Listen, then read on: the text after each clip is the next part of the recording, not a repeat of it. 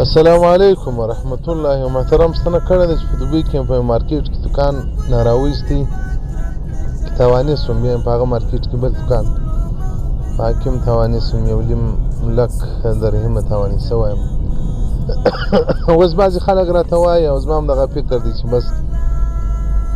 د دې ملکه ووځه دغه د دکان 50,000 کرایه را باندې پاته ده بس وایي په دې غاړې نه بندېږي ځکه تا کم ګټه کې کړې ده محترمه کرولا کرولا دا وسان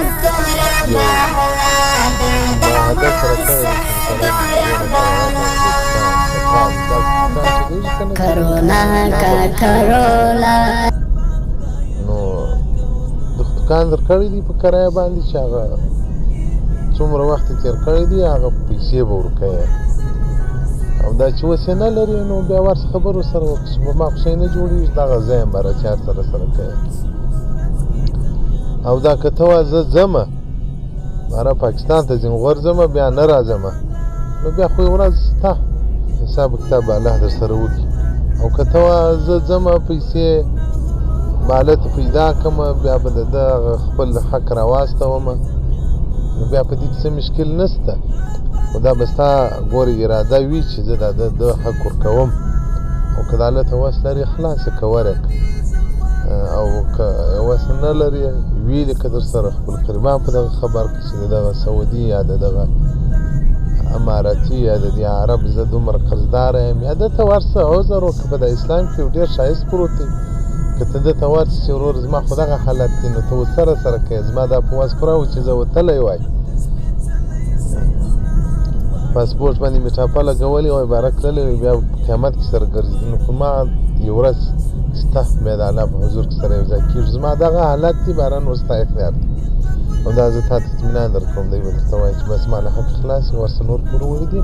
خلاص کړي نو یو حدیث شریف کې راځي رسول الله صلی الله علیه وسلم وایي نه دروا مسلمان لري چې د یو مسلمان مال وخوري ما سوا د هغه په رضا یو که د ده خوښ وي بیا د خدای دی چې د 100 کلو کرایه نه کوي ورکړي او دا چې د نه یې خوښه ده دا حق دی په دې کې د غاړې بندېږي نو محترمه ډېر احتیاط وکړه دروس الفقه الحنفي في دلائل اصول صفحه نمبر 9 او دغه رنګه احکام القرآن للجساس جلد 2 صفحه 314 والسلام علیکم ورحمت الله وبرکاته گندی قبولان پاک رب کړی چړه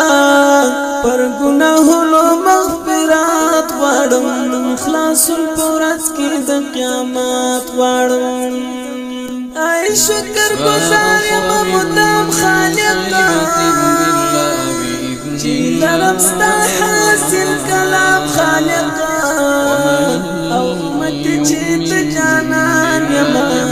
بنده د پاک سبحان يما الإسلام فلا يما وأمين الحق منصوري يما خدايا دارين وكعزات وارم لا سنورت كيدمات وارم لا سنن سنفر دربار دالان گندی قبولان پاک رب کړی چړه پر ګناهونو مغفرات غواړم